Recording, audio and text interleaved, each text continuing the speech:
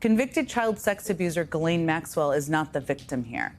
The real victims, the survivors, are people like Jane. Now, we don't know Jane's full name, but we know that Jane was 14 years old when she met Jeffrey Epstein and Ghislaine Maxwell at a youth camp in Michigan. Here's what the story said, quote, Epstein first abused Jane when she was 14. Jane said that there were sexual encounters with Epstein for the next 3 years, around every 2 weeks.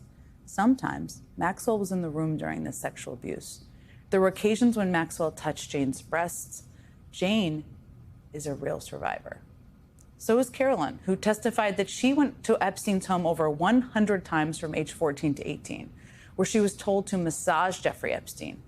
Carolyn said that at the age of 14, before one of the massages, Maxwell came in and felt my boobs and my hips and my buttocks and said that I had a great body for Mr. Epstein and his friends. And then there's Maria Farmer. Unlike some of Epstein's other victims, Maria Farmer was 25 years old when she says Epstein assaulted her, though her younger sister, who also says she was abused by Epstein, was a minor.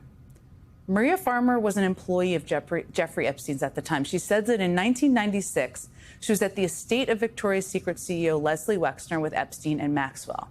She says that Epstein and Maxwell violently groped her until she fled the room and barricaded herself in another part of the building. And during her time in Epstein's orbit, Maria Farmer says she also encountered Donald Trump. She told the New York Times that in 1995, quote, late one night, Mr. Epstein unexpectedly called her to his offices in a luxury building in Manhattan. She arrived in running shorts. Mr. Trump then arrived wearing a business suit and started to hover over her. Ms. Farmer said she recalled feeling scared as Mr. Trump stared at her bare legs. Then Mr. Epstein entered the room, and she recalled him saying to Mr. Trump, no, she's not here for you. The two men left the room, and Ms. Farmer said she could hear Mr. Trump commenting that he thought Ms. Farmer was 16 years old.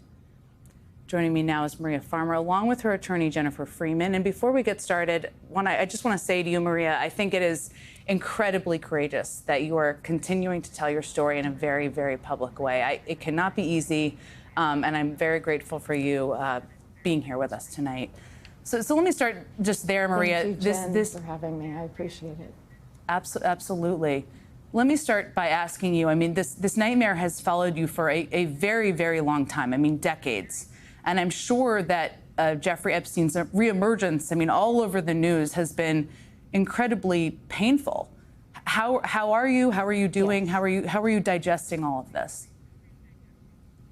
Thank you for asking that. That's very thoughtful, because a lot of people aren't aware of every time his picture is on one of their podcasts or, and I've asked several people, can you please not just flash his picture everywhere, or Maxwell's, and not glamorize them?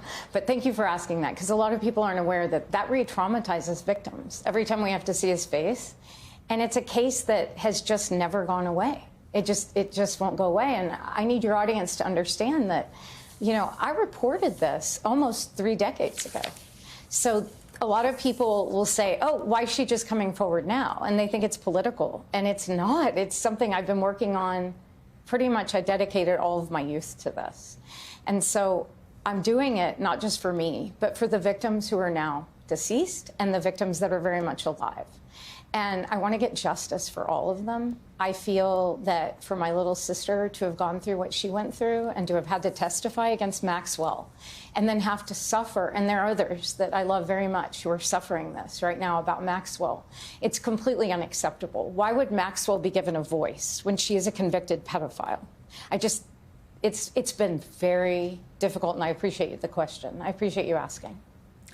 Of course, and I think we're all grateful for you having the courage to be here and tell your story and be out there. And let me ask you, because this is one of the reasons I think it's so important to hear from people like you who are so courageous. I mean, you and your sister, as you just referenced, Annie, were the first survivors to come forward and try to tell the authorities about what Epstein and his associates were doing. You first went to the NYPD in 1996, then the FBI.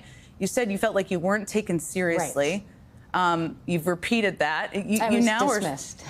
You were now suing the federal government, accusing it of negligence and failing to protect victims of sexual assault. And I just wanted our viewers to be aware of all of that and all the time you've spent on this and trying to get this story told. Tell us more about the story you told to the police Well, when I called, I told them I was reporting kind of an international pedophile, and I called it child pornography ring because they didn't call it CSAM yet. But that part is one of the most important parts to me, because some photographs that were personal photographs of mine that I used for working from, not to copy exactly, but they were anatomy studies for my art.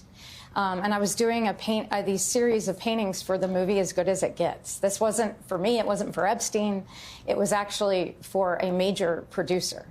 And because of being, held captive, I didn't get to finish that. But basically, those photographs are a permanent thing that Ghislaine Maxwell stole from the basement at Leslie Wexner's guest house. And those photographs are a permanent way that my sisters are being abused and that I'm being abused. And so when I told the federal government, I said, this really frightens me, because I believe if they did this to us, they're doing it to everyone. And I see a lot of children coming in, allegedly for Victoria's Secret modeling or for modeling for Katie Ford. You know, they had all these model scouts around them, Trump, all these people, and they were allegedly auditioning models. But for Victoria's Secret, the girls didn't have any breasts. I didn't understand.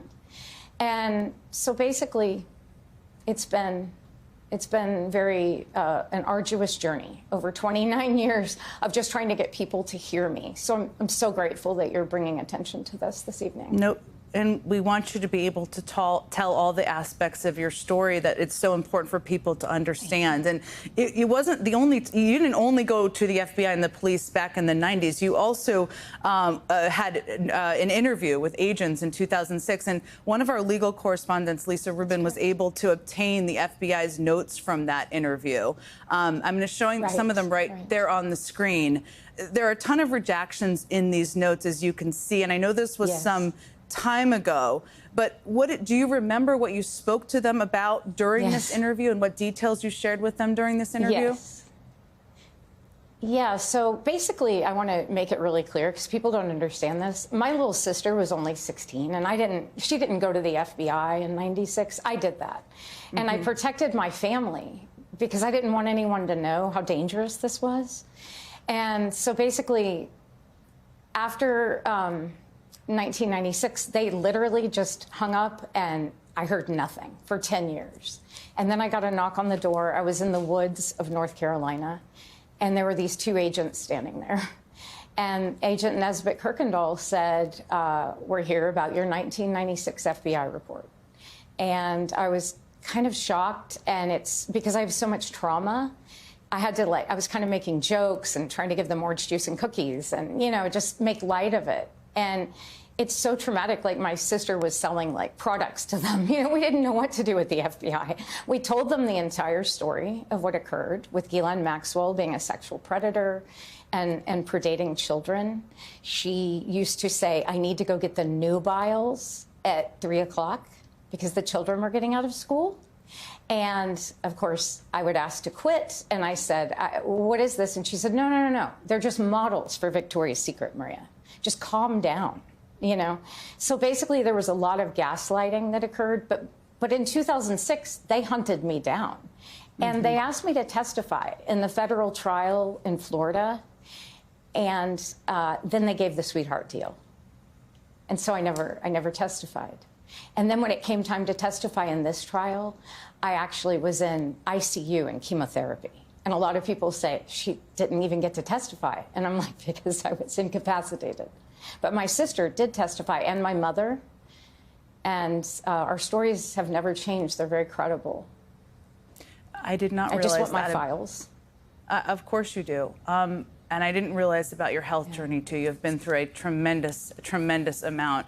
You've also talked about a night in 1995 when you were at Jeffrey Epstein's office and Donald Trump came by and made a lewd comment, and then you overheard Epstein say to him, she's not for you. And we just told this story because you've told it publicly before. Right.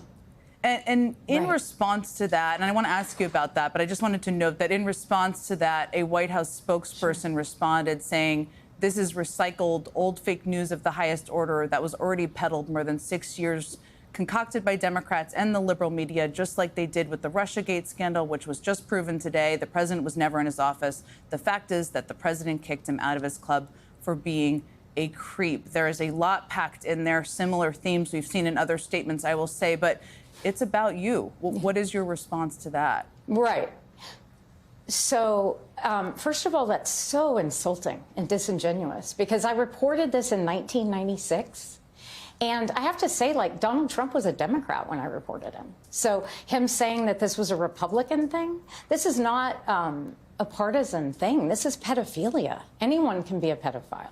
It's literally, unfortunately, it just happens to be a lot of Republicans. And that's a fact. And those same Republicans want to entertain Ghislaine Maxwell, like Tim Burchett wants to entertain her and flash her around and act like we victims should not be heard from. He didn't want to speak to me. He wanted to speak to Ghislaine and give her a voice and an audience.